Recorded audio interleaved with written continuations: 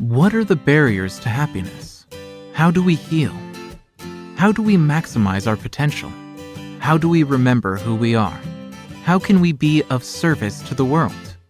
Join the World Happiness Fest, the largest forum of happiness and well-being in the world. Visit us at www.worldhappiness.foundation. We are realizing a world with freedom, consciousness, and happiness for all. A big loss. And what it does for us is open our heart so that it's raw and tender. With that, we can feel the pains of the world. And that become a continual source of our love and compassion for the suffering of the world. And that is the effect of the loss. Hey, this is Achim Novak, executive coach and host of the My Fourth Act podcast. If life is a 5-act play, how will you spend your fourth act? I have conversations with exceptional humans who have created bold and unexpected fourth acts. Listen and be inspired. And please rate us and subscribe on whatever platform you are listening on. Let's get started. Hello, I am just delighted to welcome Sam Yao to the My Fourth Act podcast. Sam Yao, and I want to get these words right, has reinvented his life several times, from being a 6-month-old baby on a refugee boat, to a penniless student from a distant land, to the CEO of a billion-dollar corporation, to the chairman of the board of Esalen, an iconic pioneering center for personal growth on the California coast. When his son Ryan killed himself in 2016, Sam retreated into seclusion. He has reemerged this year with a truly luminous book of poetry, Soul's Journey, and he has definitely entered the next act of his life. Welcome, Sam. I'm glad to be here. I'm glad you're here, and I have many reasons for wanting to speak with you, and I want to be transparent. I have a brother who committed suicide, so I know how an event like that changes our lives forever and takes us into a different stage of our lives. So that part of the story is interesting to me.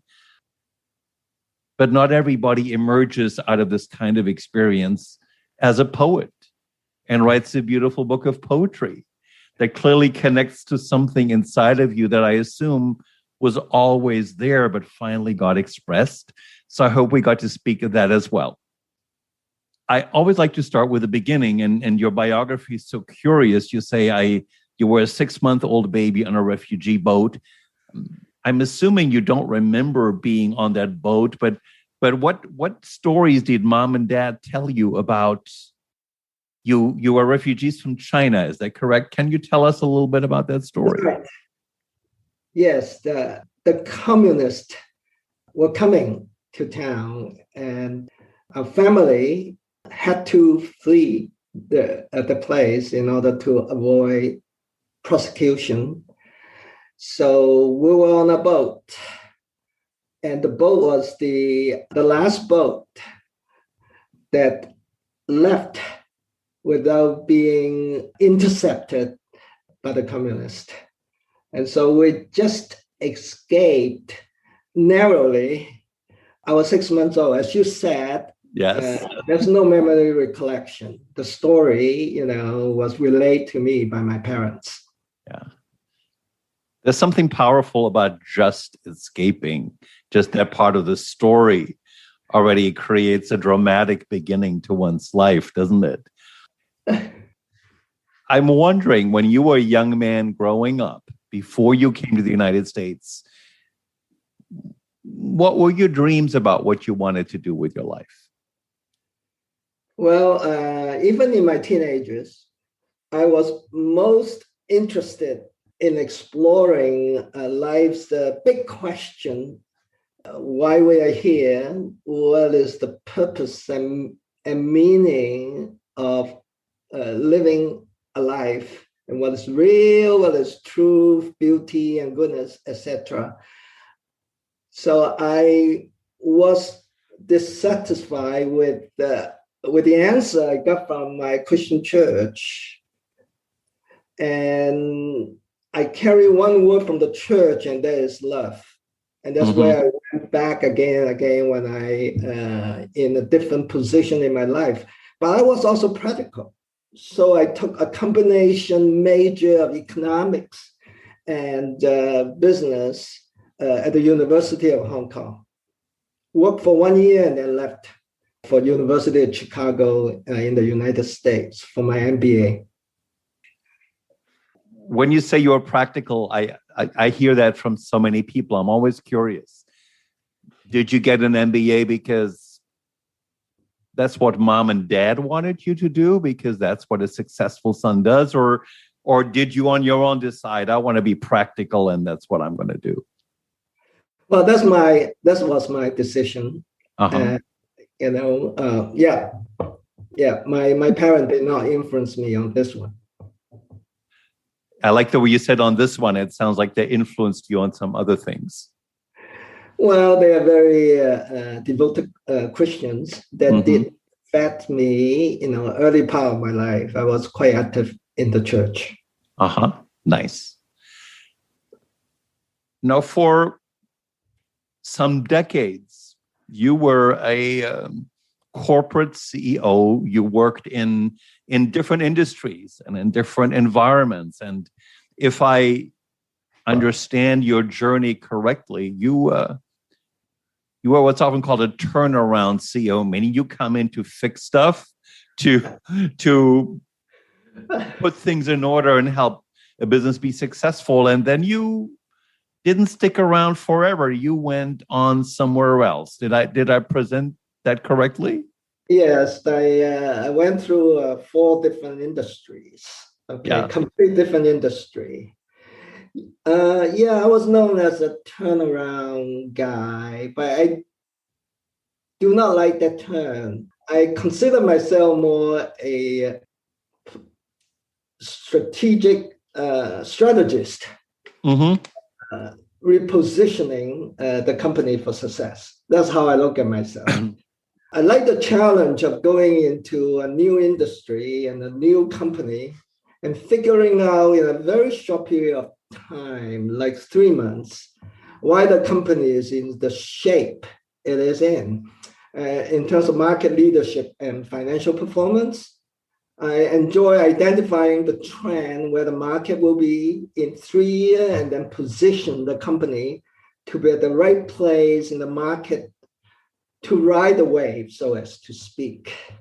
So over the year, I realized that I only need to know a very small subset of a strategic answer to questions about a company. And then I can grasp rather quickly the strengths and weaknesses of the company, the changing dynamic of the marketplace, and develop the strategy that position the company to win and thrive. So I enjoy doing that. And it was really exciting for me that I could increase the value of a company very, very quickly. Like the last company I worked full time, I increased the valuation from $200 million to $1 billion, less than 2 years. So I love that. Well, here's the part that gets me, because I'm a corporate coach. So I've coached a lot of people like you. So I understand that for some people, there's an excitement in doing that. But some of our listeners might go and think, God, that's what he finds exciting. That's what turned him on. So this, besides making more money, if you go a level deeper, what's the thing that really excited you? I get the money part. Yeah, I think it's the change that I can make the changes happen with people. I pay attention to the quality of the leadership and the company culture.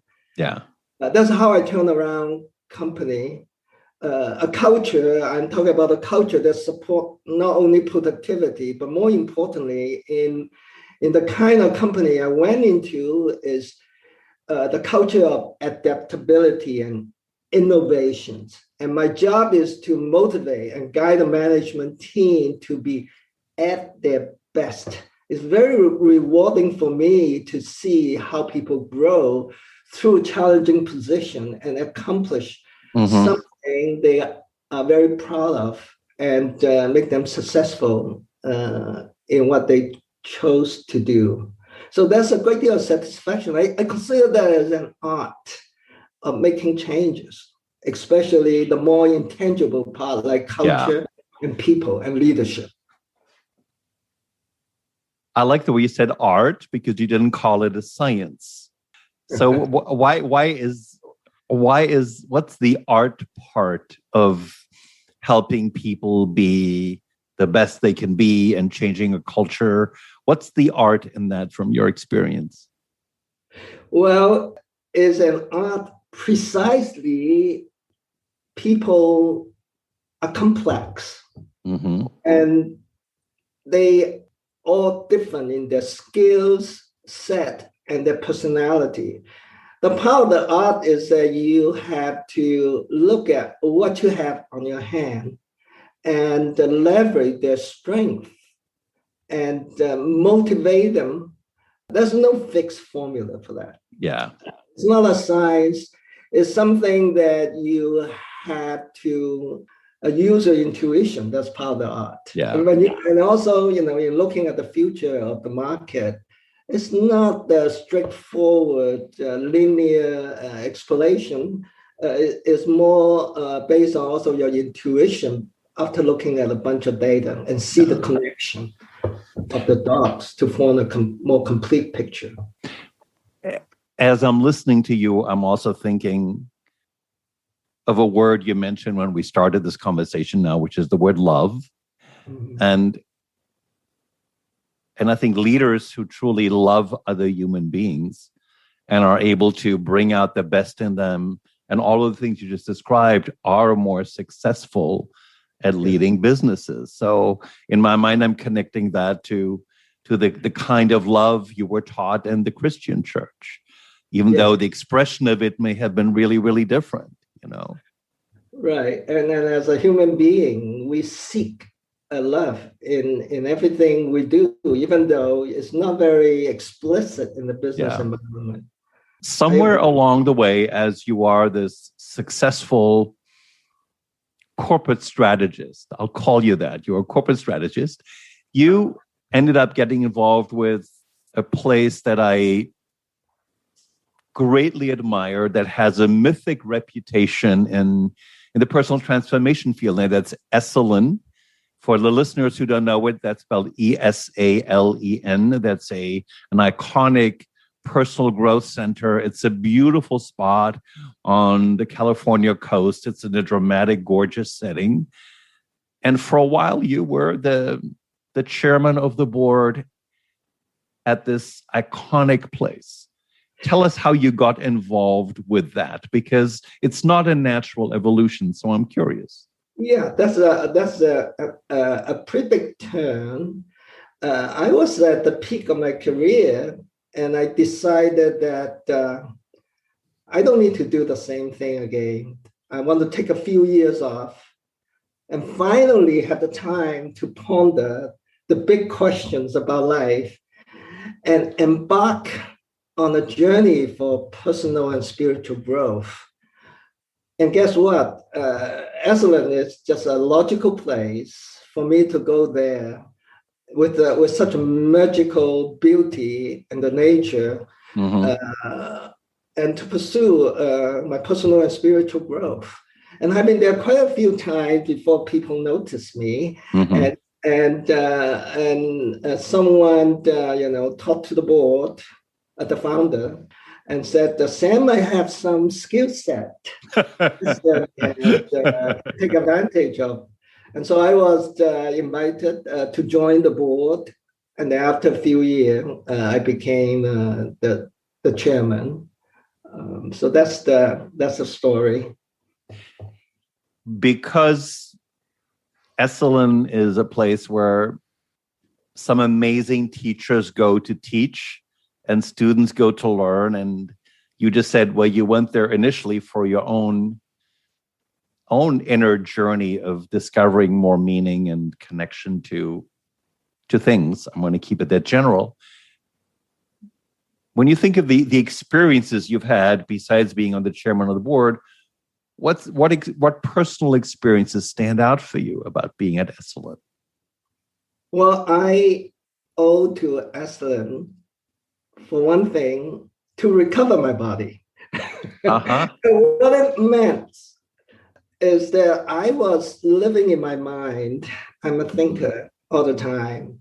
And I was not aware that my brain was carrying a body. Wow. And so I was kind of a walking head, a walking brain, dragging my body along as a support for my brain. Then I discovered how important it is to be in my body, because it contains so much wisdom. And it's also a place for the soul to signal, to give me, to whisper to me, messages about my life and what I need to learn. So that's only one of the many. But I was really fascinated that Esalen played a major role of being a catalyst for the movement we call I am spiritual but not religious. That's a big movement for many, many years in America. Now it's almost 30% of the people either say, I am spiritual but not religious, or I'm spiritual but I'm also religious. And it has a significant impact on the society. And I love that part of the mission that Esalen has accomplished. You told us that as a young boy, part of your preoccupation was to understand more about the meaning of things, the meaning of life, our purpose.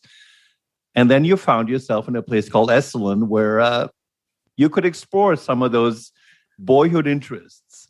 Yes. And I'm going to ask you a big question right now, which is not fair, but I'm going to ask it anyway. Okay. So what are some things you discovered in Esalen about purpose and meaning? Well, we are here in this lifetime to fully live every part of our being. That's body, mind, emotion, and soul. That feeling of being whole and live fully in every aspect of ours is the movement of holistic wellness. That's a big part of what Esalen have been doing, is to teach the world how to live fully and how to be whole in new ways that's not available in the past. There's many, many new modality about the body and the integrations of body-mind, and it became mainstream and popular. Yes. In the last 30 years, including bringing in the Eastern meditation tradition, out of which came the mindfulness movement in America. Yes. And so there's many things Esalen has accomplished, which are quite very, very amazing. So those are some of the aspects, but more. I appreciate you reminding our listeners that so many, especially if you're a spiritual explorer, that so many of the things that you're exploring at some point were not mainstream. And a beautiful place like Esalen is a place that almost was an incubator that made it possible for those wisdoms to flourish and blossom and be shared more widely. Yes, I would say sometimes we call this a seeker spirituality. Yeah, it's a form of spirituality where you can examine all the traditions, their wisdom, their teaching, their practices, and you find out which one resonate with you. Yeah. You can pick and choose and things that work for you. So you open up the whole spectrum of option for people to find a unique way to become spiritual. Yeah. Beautifully said. A word from your sponsor. That's me. I invite you to go to the website associated with this podcast, www.myfourthact.com. You will find other equally inspiring conversation with great humans. And you will also learn more about the My Fourth Act mastermind groups, where cool people figure out how to chart their own fourth acts. Please check it out. And now back to the conversation.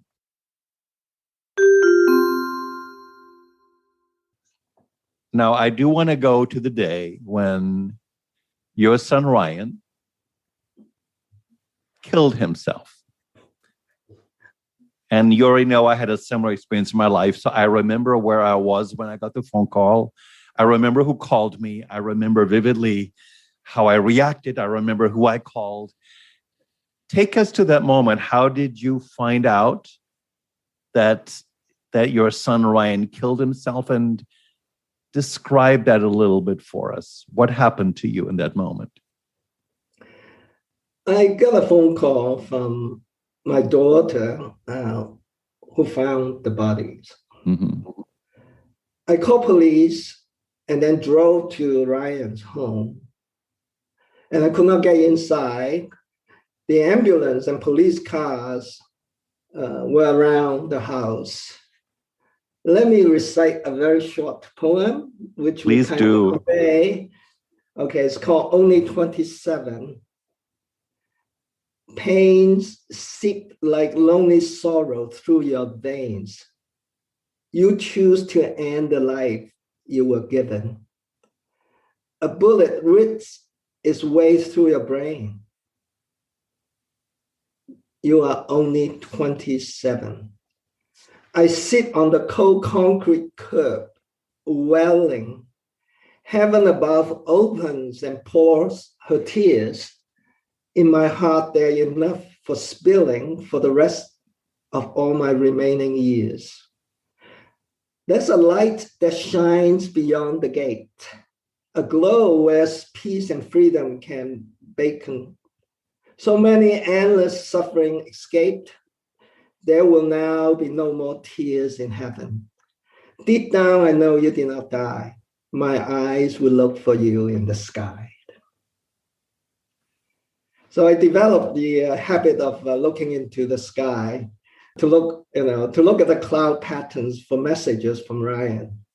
So I fell in love with the forever shifting clouds and wrote a poem about clouds, which is in my book. Thank you for reading that poem. When I read your entire book, Soul's Journey, I share this with you. I love all the many different facets of the human experience you go into. But the section right after your son, Ryan, died is where I felt the immediate grief and the loss and the pain and your exquisite expression of it.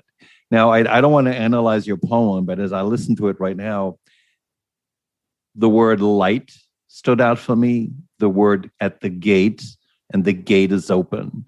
So can you reflect on what light means to you and what the gate being open means to you? Well, light represent the divine. And we all had this spark of divinity inside us. And people who are spiritual and help the world, we call them light worker. Part of my healing, of course, is to know with certainty that Ryan is much more alive now than ever in his living life on earth. So the gate, it just means that we're transitioning. Mm-hmm. So that in terms of the eternal soul is illusionary. We're merely transition, back to our home. We could spend an hour talking about the word home and what all of that means. So you just threw in a beautiful big word. Let me ask this question. It's not a natural progression to grieve and then decide that you're going to write some poems, and then the poems get published. Not everybody grieves by writing a book of poetry. And I'm asking this question because many listeners, we've all experienced grief and loss, and we move through it differently. And then we may get instincts to do certain things that we have never done before. So in that spirit, where did the impulse to write poetry come from, Sam? Okay, here's a story. One of the big change, actually, this is a major change. As Ryan was in the other round, and I recognize that now he transitioned back to be a spirit, but I am also a spirit in the human clothes. So I asked myself the question, what if I live as a spirit or as a soul? You know, they're interchangeable in the context here. And in the human clothes, a spirit in human clothes, rather than a human who has a soul. Now, this is an inversion of the priority. And basically, his death is like a hurricane, okay? And it left, a huge swath of debris. And what I meant is that, I lost interest in a lot of things. And I say, okay, so I ask myself, so if I'm a soul, so tell me, what should I do now? And I get messages from different sources that the way I'm going to heal, not just for myself, for other people, is in words. I was totally puzzled. That was a total surprise to me. And I say, okay, I don't understand what it is about, but let me see unfolding. Within 3 months, people came into my life. It's like dropping, in parachute. I got people who inspire me to write poetry, and then I got a teacher that came into my life, the best coach I had, and I have someone who read one poem of mine and wanted to do original art, to illustrate or to be inspired. Yes. And then I have a group of friends who just keep feeding back to me. So I was going along with what I was told, and then the evidence is so strong that writing poetry is what I was going to do. It's so clear. What I love about the story you just told is, or this is my interpretation of it, a whole bunch of angels showed up to nudge you into writing poetry. Yeah. And I believe for all of us, the angels always show up, but often we're too busy to pay attention, right? And you were ready to notice them, yes, and to not fight them and to allow them to guide you. And that's the beauty of, yes, I think, what you just described. Yeah, exactly. There's a lot of synchronicity. We have to pay attention. And there's also direct inner voices. Your thought is speaking to you, but actually it's the whispering from the soul. And then you see, you're coming into new events and people, and they all point you, to that direction. Yes. But what I'm also hearing is, I'm going back to when you were at Esalen. Yeah. That you just told us that at Esalen, you learned to reconnect with your body, which meant you learned to listen to the whispers of the soul, yes, which allowed you to have the experience after Ryan's death. Yes. And the voices not just coming in your thought. The soul's whispering include your body sensation and feeling, the whole body. So our body is amazing as an instrument for the divine to inform us what is right, what is wrong, whether it's a go, whether it's a no. And it's a wonderful way of receiving messages. You beautifully describe Ryan's journey as transitioning to another realm. Yeah. As I'm listening to you, I feel like Ryan's death also helped you transition into another realm. Here on Earth, you're still on Earth, but you've been through your own transition. And Yes. you're just emerging out of a time of, I said in the introduction, seclusion. If you had to describe in a narrative your transition, describe your transition to us. What has it been like to be in this transition into a newly emerging Sam? Well, if you talk about the feeling of the transition, it's that there's a lot. Well, first I have some doubt, but then I've lost interest in everything else. So and there's a lot of joy, and it helped me to understand how are we guided. When we surrender ourselves to the highest part of us, that is our soul. There's a lot of guidance from different places. So there's a lot of joy and a lot of surprises. And some of the joy came from the surprises. It's like the feedback of the poetry from my circle of friends. And my poetry also invited many new friends. I make so many new friends through this journey. So when I looking back, it's just amazing. But one other thing I want to point out, sometimes, event in our life, which, a big loss.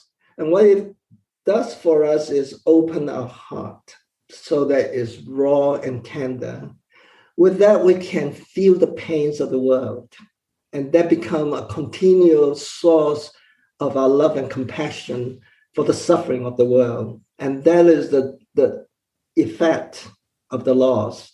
And it opened up our heart. And by the same token, you open our mind and see the possibility of many new things that can come into our life. It's a huge transformation.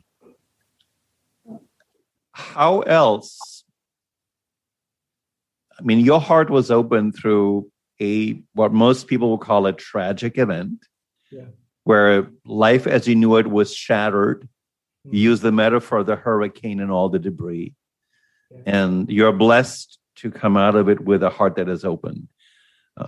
Some of our listeners may be listening to us, and so that's great, but they might go, I hope I don't have to wait for somebody to kill themselves for my heart to open. So, and I don't mean that in a snippy kind of way, but if you had to share some wisdom of guidance with any listeners who go, I love what Sam is saying. He's talking about hearing more wisdom, being more guided, being open to it, opening the heart. How can other people get there in their own way? What kind of wisdom or guidance would you have? Well, I think you're right. I don't want to give the impression that we have to suffer like this to open our heart. We can open our heart, as part of our spiritual practice. But this particular event, my heart was open already, but I didn't know it was not that wide open.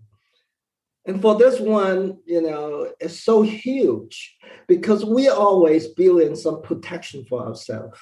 Okay, by open a little bit, maybe a little bit more. Okay, but an event like this, it just swing it wide open, and it's not easy an experience because I could not hear the news of all the tragedy around the world, all the violence in the world. But it gave me, the ability to know, to be at the level of compassion and inclusion, to be, big heart and big mind. And that also become a basis for my poetry. So I think this wide open heart, not everyone can take it. There's a limit to our ability, to how much we are open, because we have a nervous system which trying to protect us. So sometimes we think our heart is open, but maybe just open a little bit. But this one, it just blew me away,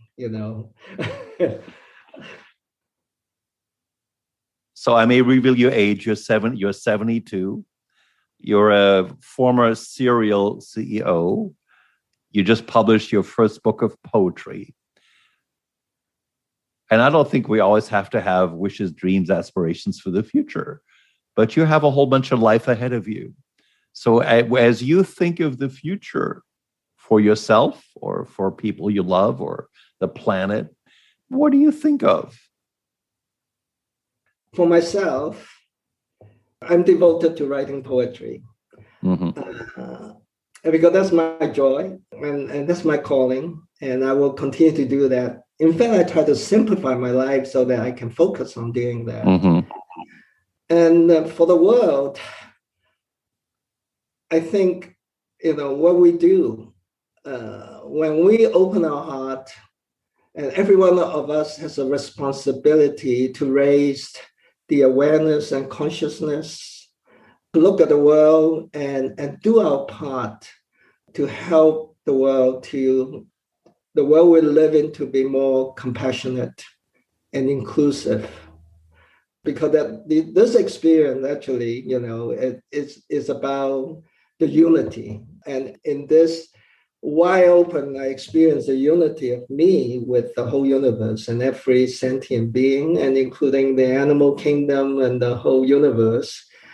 And when we are in a state of unity, compassion is natural. It's not codified ethics. There's no need to attempt to do good. It just flows naturally because we are not separate. The separation is an illusion. And what this experience, the unity experience, is remove that illusion of separation. So we feel the unity all the time. And I feel feeling unity is the ultimate healing for us. This was spoken as 72-year-old Sam, and I remember we spoke about younger Sam earlier, and he wanted to better understand the purpose and the meaning of life. In a way, you just answered that a little bit. Is there anything else that you would, if you could whisper, you talked about soul whispering, if you could whisper into young Sam's ear and give him some advice or guidance based on what you know now, what would you want him to know? When looking back, I have very little regret about, my career. And looking back, I always know love is the most important thing.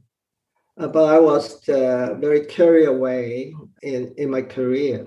So I would say just start to place love at the center of your being. And ask yourself, in everything you do, are you doing out of love? And if you do, it will change your life.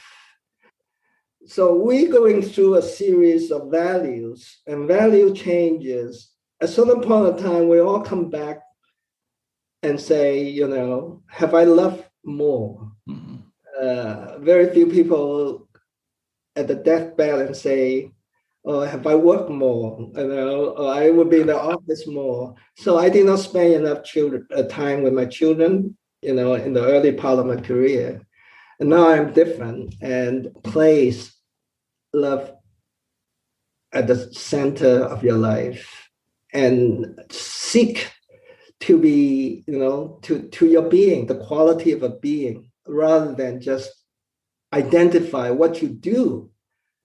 Identify who you are and place love at the center of your being. So how to know love more deeply and have it be the center is actually a wonderful invitation for all of our fourth acts. And you're very much in yours. And there's so much beautiful wisdom that you've already shared with us. But as we get ready to close, would you honor us and just read one more of your poems? Yes.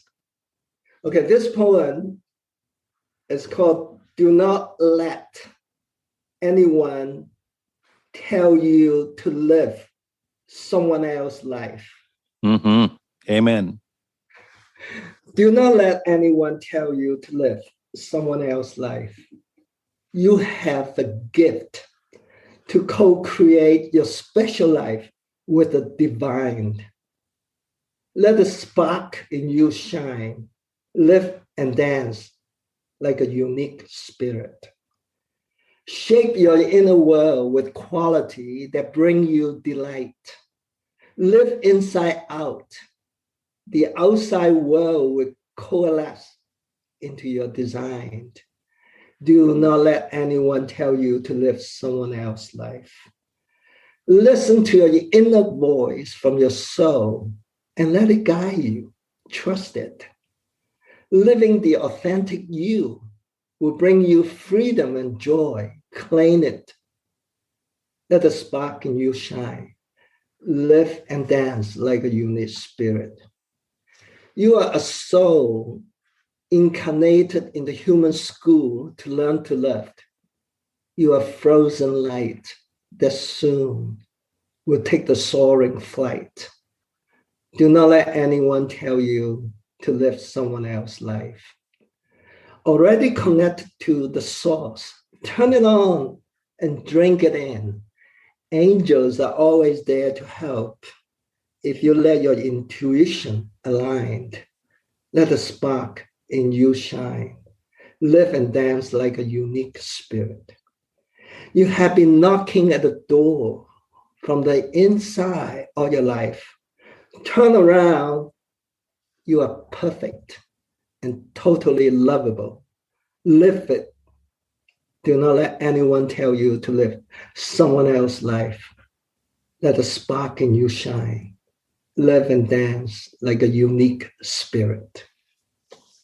Yes. Sam, if any of our listeners want to find out more about you or your book of poetry, where should they go to find you? Well, my website is simply Sam Yao Poetry. And Sam, is S-A-M, Yao is Y-A-U, poetry. So you can go to my website and all the poem, the first book is there. You can read it for free. Or you can go to Amazon.com and purchase the Soul's Journey. So those are the two ways. On my website, you can also comment and send me messages as well. Beautiful. Well, I thank you for your generosity of spirit and this generous conversation, and I look forward to your future poetry journey. Thank you so much, Sam. Thank you. Thank you for having me. My pleasure. Bye-bye. Bye-bye. Like what you heard?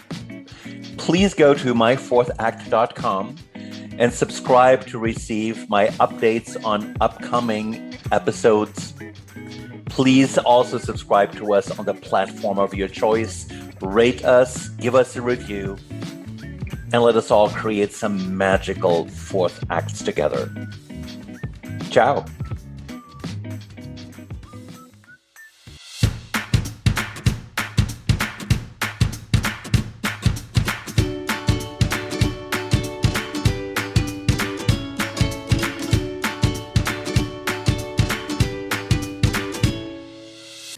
What are the barriers to happiness? How do we heal?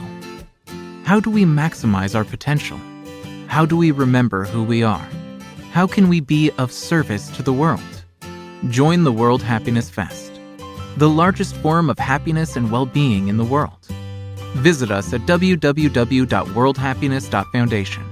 We are realizing a world with freedom, consciousness, and happiness for all.